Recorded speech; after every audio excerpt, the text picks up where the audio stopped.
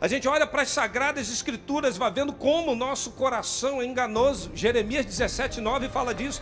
Perverso é o coração do homem, quem o conhecerá? É do coração do homem que vem brotando e minando todas essas coisas. Mas, por isso que a Bíblia vem falando para a gente sobre tudo que você deve guardar, guarda, porque dele procede, é a fonte de vida. Então, as palavras da minha boca e do meu coração sejam sempre agradáveis ao Senhor, é a ti. Algumas pessoas não tratam o pecado, não tratam suas vidas da mesma forma como tratam do corpo, e deveria ser até mais intensa. Eu queria hoje ver se você consegue se submeter a uma harmonia espiritual. Você parar de conflitar com você mesmo e sair daqui lindo e linda, porque não é o exterior, não adianta essa capa, porque se o coração não está alegre, o rosto não está feliz.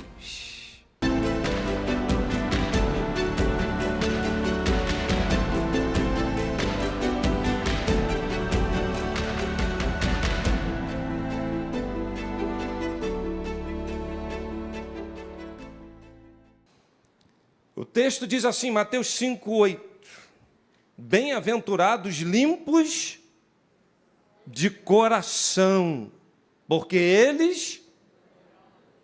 Vamos repetir isso, igreja? Bem-aventurado, porque... Acho que tem gente... Mais forte, vamos lá? Bem-aventurado...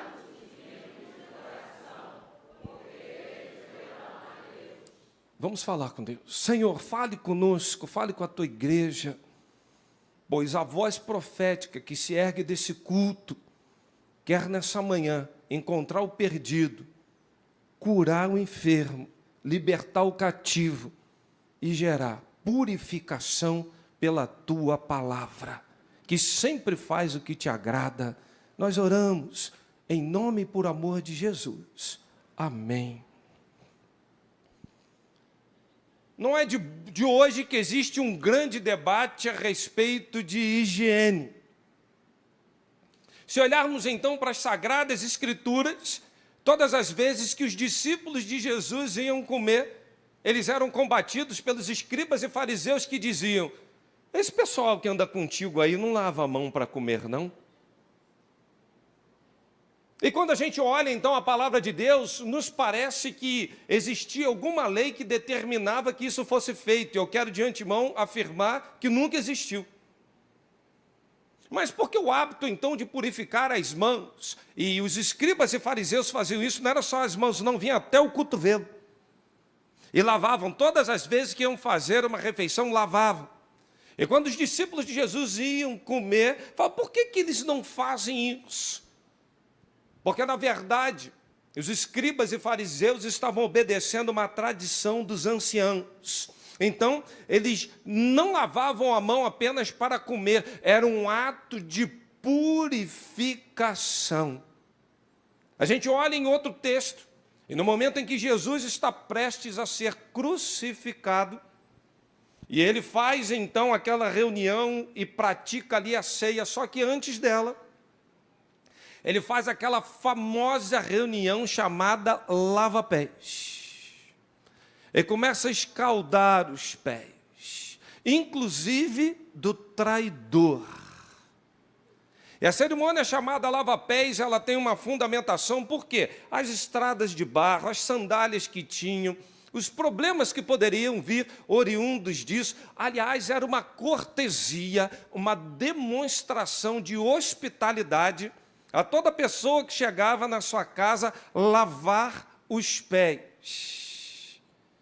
A gente vai observar então nas Sagradas Escrituras, constantemente, que o lavar as mãos e o lavar dos pés era uma demonstração de purificação. Era uma demonstração que algo poderia suceder naquele momento, mas Jesus começa a falar para eles, para esses homens, os escribas e fariseus, que o que eles estão praticando, por vezes, não passam de preceitos humanos. E o que eles deveriam se preocupar não era com aquilo que era o exterior, mas principalmente com o interior, por dentro do coração. E ele fala Do coração do homem procedem morte, furto, adultério, imoralidade, maus pensamentos, roubo, cobiça, maldade, devassidão, engano, calúnia, inveja, insensatez, arrogância. Irmãos, a lista é extensa. De tanta coisa que começa a gerar sujeira espiritual. Por isso o próprio Jesus falava, olha, vocês estão preocupados com o exterior, com o copo, com o prato, mas o interior está completamente contaminado. Chega ao ponto que Jesus chama esses homens de sepulcros caiados. Por fora, lindo, adornado, mas por dentro, uma carnificina estragada. Pedro chega ao ponto de olhar para Jesus e falar, Jesus, não me toca não, tu não pode, Deus, vir se rebaixar e lavar meus pés. Jesus fala, Pedro, se tu não deixar eu fazer isso, tu não tem pacto comigo. E aí Pedro fala assim, então me dá um banho, dá uma geral. Você já viu quando você vai lavar o carro? Tem a opção assim, é só uma chuveiradinha. Tem uns que fazem lava até embaixo do carro, tem outros que lavam até motor. Tem gente que pega o carro, desmonta, lava tudo. O que Pedro estava falando para Jesus é assim, dá aquela geral, motor, caixa, óleo, pneu, me deixa aqui limpinho. Aí Jesus vira e fala assim, não, Pedro, essa purificação já ocorreu, já teve, você já passou por esse processo. O que eu estou praticando agora contigo, nessa cerimônia de lavar os pés, é mostrar que como a gente veio para servir e no pacto que a gente precisa andar uns para com os outros. Agora, em toda essa cerimônia, a gente percebe então que a vida cristã, ela deve ser seguida de purificação. Em toda a Sagrada Escritura você vai ver momentos, festejos e uma série de fatos narrando a purificação, porque o alvo final da vida cristã é ver a Deus. Agora, como essa limpeza pode ser cultivada? Qual é o sentido bíblico de se limpar um coração? Porque no coração está procedendo tudo, isso inclui toda essa parte material, emoção, vontade. E eu não quero aqui discutir se você é dicotomista ou tricotomista. Inclui tudo isso num pacote e pensa naquela parte imaterial do homem. Do coração procede todas essas coisas, dessa totalidade precisa de uma faxina. Porque tem gente que lava-se muito bem. E a gente desenvolve alguns hábitos, né? Eu, por exemplo, irmãos, para almoçar, me dá uma agonia se eu não tomar um banho antes de almoçar. Eu tenho minhas manias. Eu não sei você. Se eu estiver vindo da rua, então, eu adoro chegar em casa, vou comer. Não, primeira coisa que eu vou fazer é tomar um banho. Eu não gosto de dormir sem tomar banho. Mas também não gosto de acordar e ficar sem banho, não.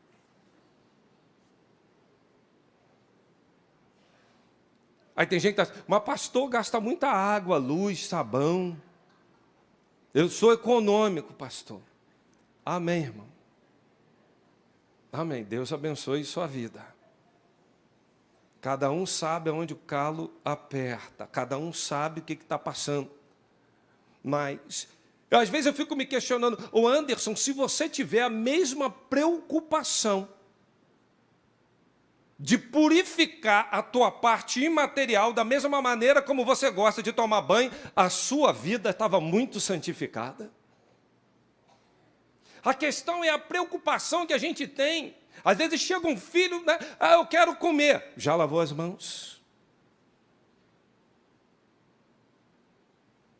Aí o maridão já chega à noite ali, aí, bota, mais feijão, bota aí. A esposa, vai lavar a mão. Eu já lavei lá no trabalho.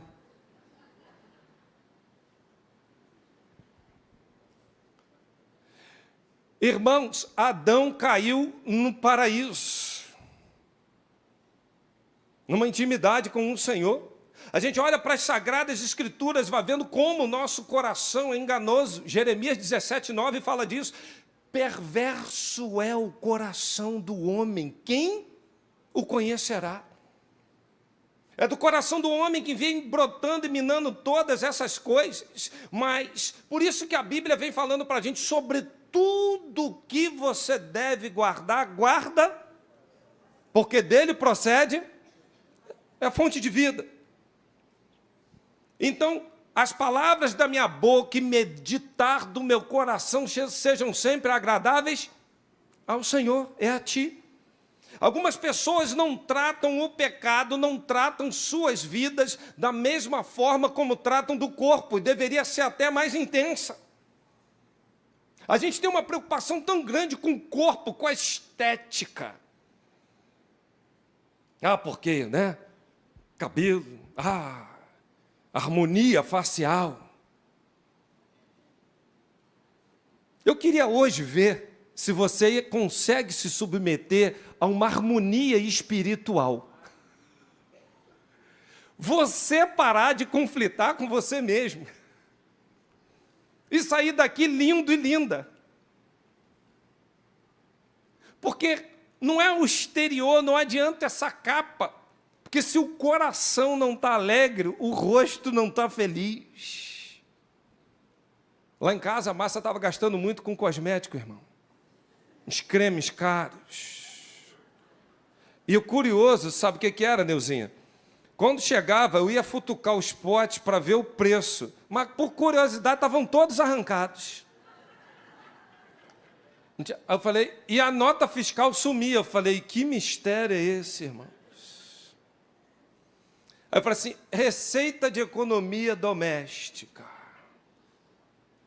Não adianta ela fazer estudinho se ela não tiver um marido que a trate bem, porque é o coração alegre que vai fazer um rosto formoso, é o por dentro. E Deus não vê a tua aparência, Ele vê o que está no teu coração. Por isso Jesus condena toda essa forma. Não adianta beleza, aí o cabelo passa babyliss, você vem aqui com aqueles... Eu acho curioso, irmão, quem tem cabelo liso quer enrolar, e quem tem cabelo enrolado quer esticar. Quem tem cabelo curto quer botar um negócio e deixar comprido. Quem tem cabelo comprido quer cortar e botar... Ninguém está satisfeito com como é.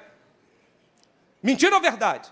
Verdade, mas a nossa insatisfação tinha que ser com o purificar do nosso coração. Eu não posso estar satisfeito da maneira como eu tenho buscado ao Senhor, como eu tenho purificado a minha vida diante dEle. Eu não posso sair de casa sem orar, eu não posso dormir sem meditar na palavra de Deus. O momento em que eu vou fazer a minha refeição, e minha filha e minha esposa sabe como eu gosto de falar, Deus, isso aqui não é mecânico, como eu te adoro por esse prato, como eu te adoro por isso aqui que o Senhor me dá, que alegria comer esse negócio, só o Senhor para me proporcionar isso, Deus.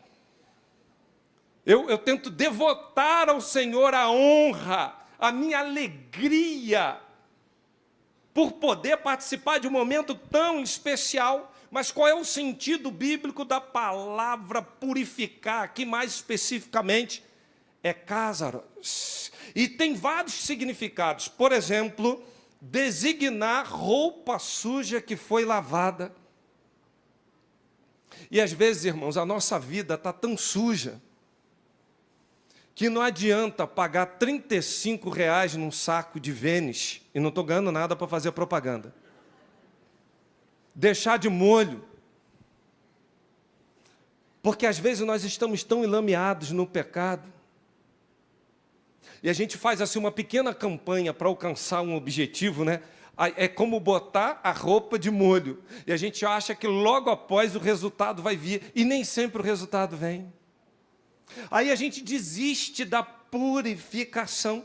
Também é descrito para o leite e o vinho que não poderiam ser adulterados. Também esse termo é usado, sabe para quê, irmãos? Para designar trigo que vai ser separado da sua palha. E se você quiser saber mais, vem à noite, eu vou tocar nisso mais profundamente. Você pega a palha, esfrega, dissolve, só farelo. Você pega o trigo, esfarela ele assim na tua mão, vai sobrar um monte de semente. mas os dois crescem juntos e as raízes às vezes entrelaçam. À noite eu vou abordar mais um pouquinho sobre isso. É usado também como purificação do ouro. Ou seja, o termo sim tem todo um significado da gente conseguir cada vez mais nos tornarmos limpos diante do Senhor. É por intermédio disso, desse tocar interior, de não viver apenas uma lei, costume dos antigos, daquela coisa da carne guerrear contra o espírito, mas de cada vez mais o espírito estar limpo e dominar a carne. E por intermédio disso, estarmos sendo purificados de toda a contaminação, andarmos sem mácula, puro, íntegros, buscando santificação, sem a qual ninguém verá o Senhor. É preciso, nesse momento, como igreja, a gente absorver, porque a gente, se não conseguir entender isso aqui por intermédio desta palavra, a gente vai achar que hoje a definição de um presidente no país é que vai dizer coisas ao teu respeito. Não, não, não. É a tua posição de interior, de santificação, de mudança interior, que vai provocar as mudanças no céu, e por intermédio delas, o Senhor age ao teu favor, no governo, quem está do teu lado, na tua família. Há muita gente que está invertendo essa ordem, acha que a mudança tem que ser externa, quando o Senhor está falando, ei, se humilhe, ore, clame. O propósito da nossa eleição em Deus, digo, em Cristo Jesus, porque fomos eleitos em Cristo, é a santificação. Por isso Deus nos predestinou para sermos conforme a imagem do seu Filho. Porque a pureza é o grande propósito da redenção. Nós não podemos entrar no céu sujo. Sujo não entra no céu.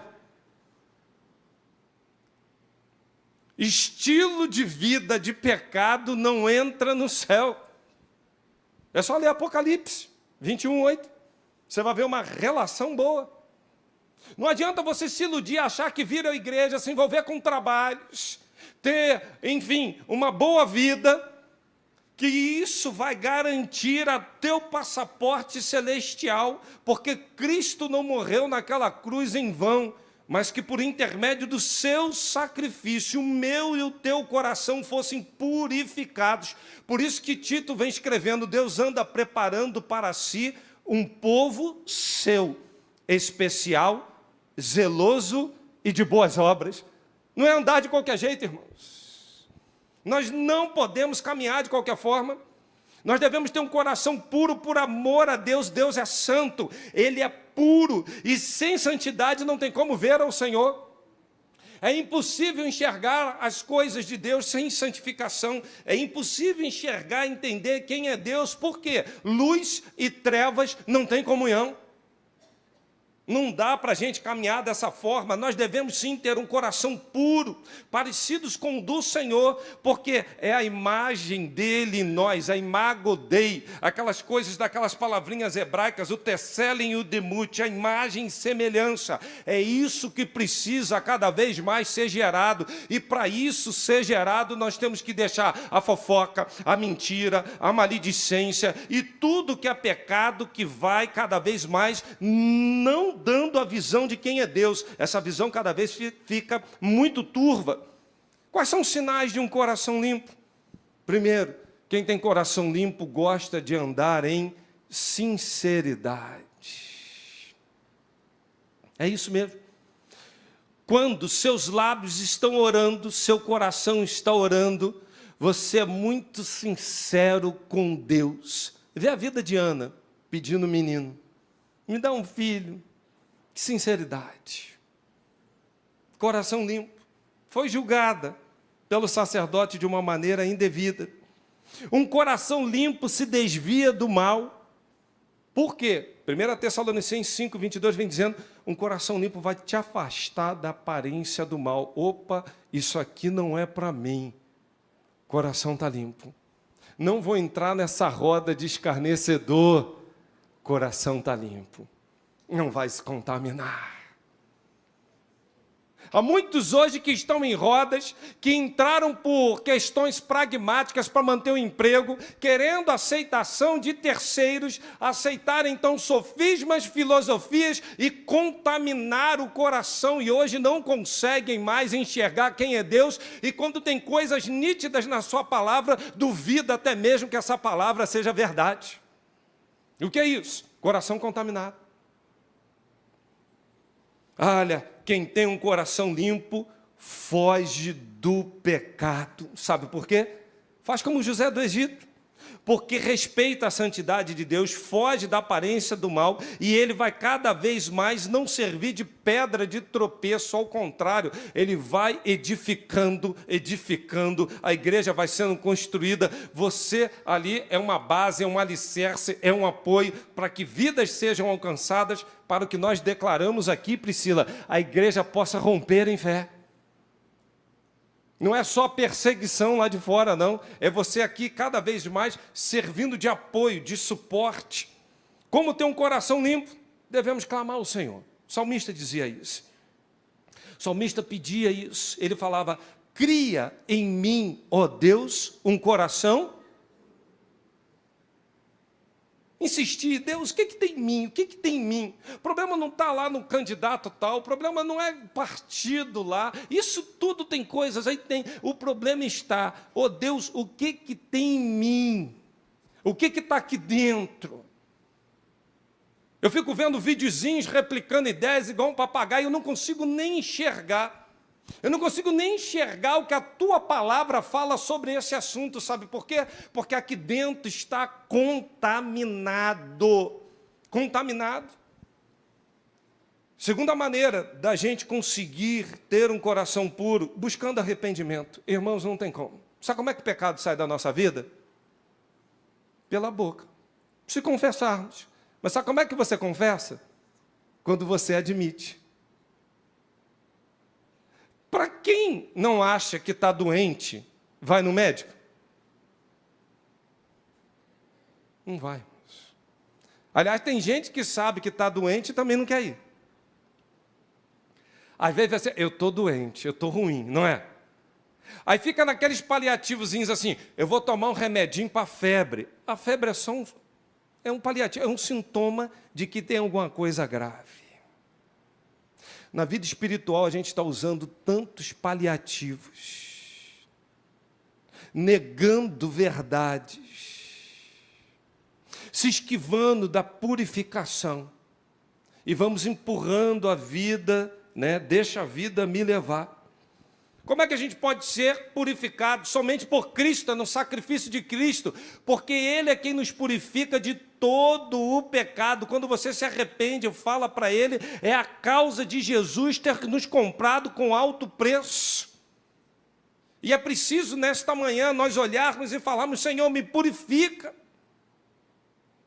Deixa o teu Espírito trabalhar em mim. Eu quero, Deus, ser quebrado por todo conceito, preconceito, todos os dogmas que confrontam hoje com a verdade que é a tua palavra. Purifica, meu Deus.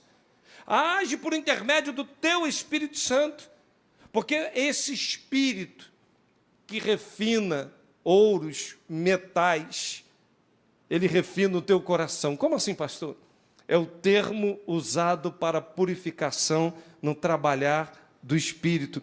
Ele separa a escória do ouro. Por isso que a nossa fé é provada como ouro. É submetida a altas temperaturas, mas em meio a elas, o algo vai sendo purificado, vai sendo extraído. Eu tive em Israel vendo algumas prensas assim de oliveira, e uma coisa que me impressionou, e eu gosto de um azeite bom, irmãos. Tem umas misturebas por aí, que eu chego num restaurante, às vezes eu olho até umas garrafas que eu não tenho nem coragem de usar, que está dizendo que é azeite. Eu olho e falo assim, Aí quando eu boto um pouquinho no canto do prato, não é azeite. Não é. Eu gosto de um azeite bom. A gente viaja, compra uns azeitezinhos, né? Irmão, você bota um pouquinho aqui, lá no final você sente o aroma. Parece um óleo de motor de trator, aquele W40, aquele 0,1% de acidez. Sensacional. Sabe como é que se extrai esse azeite? Na quarta prensa, quando você acha que não vai tirar mais nada, que já deu tudo, é que se extrai esse azeite puríssimo. Quando começa a apertar-lhe um pouquinho, sai um azeite? Sai, é um azeite. Segunda prensa, está melhorando. Terceira, mas na quarta prensa, Luiz, sai um azeite fantástico, puríssimo. Por isso, ele é o mais caro. Irmãos, nós somos meninas dos olhos de Deus. Nós somos caríssimos. Às vezes Deus está usando a prensa para nos purificar, para extrair o melhor que nós temos, para louvor, para a glória do nome dEle. Mas quando a prensa entra, a gente foge da purificação. O Senhor quer trabalhar dentro de nós, entra a prensa, a gente fala, Senhor, alivia essa prensa. Ai, Deus, está doendo muito, Deus. Que pressão é essa? Aí você saiu da prensa, vai começar a falar assim, ó. Agora vai vir um momento de alívio. Não, irmão, vai vir uma outra que vai pressionar mais um pouco. Mas uma convicção você tem que ter. O Senhor está te limpando, te purificando, trabalhando na tua vida. Sabe por quê? Você sabe qual é a consequência de nós termos um coração puro? Sabe qual é? O texto fala, porque eles verão a Deus. Higiene espiritual. Abre a visão. Você vai ver o que você não via. Você vai enxergar coisas que talvez antes não estavam muito lúcidas, transparentes. A ficha cai. Como? Agora, pela fé. Pela fé. Nós o veremos face a face. Agora sim, como espelho. Mas nós o veremos sem véu, é o que fala a palavra do Senhor. Jó entra num refúgio, depois de passar pela prensa de perder filho, de perder bens, de perder criado, de perder tudo, quantas prensas, mas na hora que está vindo o azeite refinado, purinho, ele declara, eu sei que o meu Redentor vive, e que se levantará sobre a terra. O que é isso? Que visão extraordinária de Deus. A prensa não é para te derrubar, não é para te desanimar, não é para te deixar prostrado, não. A prensa é para te elevar, é a tua vida. É muito bom a gente observar, sim, que as excelências... Sabe por quê? O céu, a visão será transparente. Agora, pois, a gente vê como espelho, está obscurecido, mas vai revelação total. É o que a palavra fala. A purificação leva a enxergar, e tem gente dizendo assim, ó, pastor, eu quando chegar no céu, eu vou lá com o Natan, vamos junto, Natan. Aí fica assim, chega lá, eu quero conversar assim com Adão. Adão, primeira coisa que eu quero falar para Adão, Adão, tu é um vacilão. Tu não tinha por que fazer isso, Adão. E eu já vou levar uma faixa bem grande dizendo, Adão, você não me representa. Uma faixa no céu. Adão, tu direto com o Criador no paraíso. Adão. Irmãos, quando a gente chegar no céu, claro, tudo é autoexplicativo, tudo é 9:29 falando das coisas encobertas, Quando chegarmos lá, nós vamos ver a revelação total e final, não tem dúvidas. Não tenho mais, porém, todavia, contudo, entretanto, isso foge do vocabulário. Como é bom a purificação, porque a nossa visão de Deus vai ser da sua glória resplandecente, que Paulo diz, as coisas que o olho não viu, que o ouvido não viu, são as que Deus tem preparado para aqueles que o amam. Palavras não podem descrever a magnitude desta revelação. A gente olha para a vida de João na ilha de Patmos, que revelação, que visão foi aquela? A gente se esquece da vida do apóstolo Paulo dizendo, a mim foi dado um espinho na carne. E Satanás lutava o UFC com ele. Mas olha o que a Bíblia fala, qual era a causa. A ele foi dada revelação especial, para que ele não ficasse soberbo, apanhava diariamente. A gente se esquece disso. A gente esquece do que Deus quer falar conosco. A nossa visão de Deus será transformadora. Sabemos que quando Ele se manifestar, seremos semelhante a Ele. Porque havemos de vê-lo como Ele é. 1 João 3,2. A nossa visão de Deus será uma visão de uma profunda alegria. Fizeste-me conhecer os caminhos da vida, encher-me-ás de alegria na tua presença. Sabe por quê? Quando somos purificados, abre a visão, a gente enxerga, traz abundante alegria. Quando somos purificados, a gente começa a enxergar uma visão tão gloriosa que bem-aventurados, felizes, não é pouco bem-aventurado, é muito feliz. Venham, venham, venham. Vocês, a presença de Deus tem essa plenitude. Tudo que o mundo coloca no teu coração, somente Ele, pela purificação, a nossa visão jamais vai ser. Mas tendo tudo, tentando ser iguais a Deus. Salomão vive uma vida de tanta fama, de tantas conquistas. E ele vai fazendo um balanço da vida dizendo, vaidade, vaidade, vaidade. Para que ter esse computador, que eu nem uso, se eu podia abençoar lá um país, num projeto missionário? Para que ter isso? Uma certeza eu tenho, nós jamais ficaremos entediados de nos purificarmos e vermos Deus como Ele é.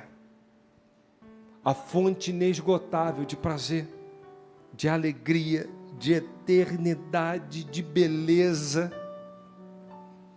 A nossa visão de Deus será uma visão abençoadora, marcante. Vai ser uma visão perpétua, porque permanentemente estaremos vendo e nunca nos cansaremos. Eu queria concluir essa reflexão te perguntando, o que traz sujeira hoje na tua vida? O que cega hoje a sua visão? Que te afasta de enxergar coisas tão nítidas? Que te priva de enxergar quem Deus é? E por conseguinte, te priva hoje de viver uma vida plena com Deus. Quando reconhecemos quem Ele é, quando nos purificamos, toda poeira, toda sujeira, tudo ali é descontaminado. Eu queria concluir essa reflexão falando uma coisa para você. No Antigo Testamento, pela lei, tinha um local que era feito o sacrifício dos animais. E aquela chama ficava acesa o ano inteiro, não podia apagar.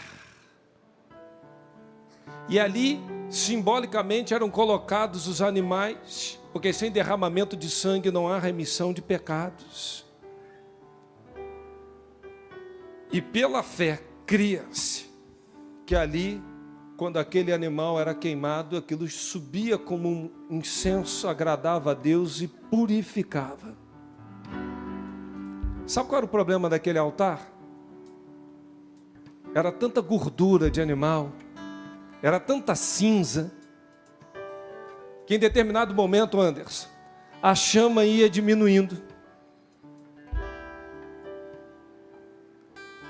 Por mais que quisessem queimar um animal, o animal já não queimava muito bem. Então, uma vez por ano, Priscila,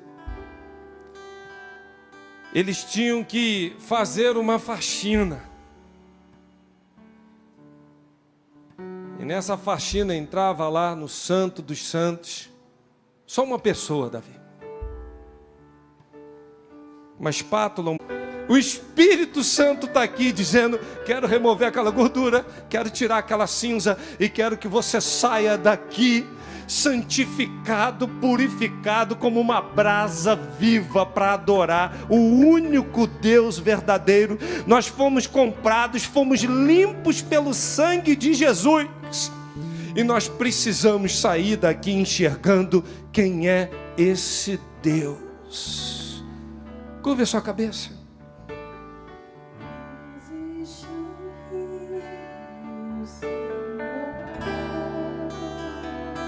Os impuros não verão a Deus.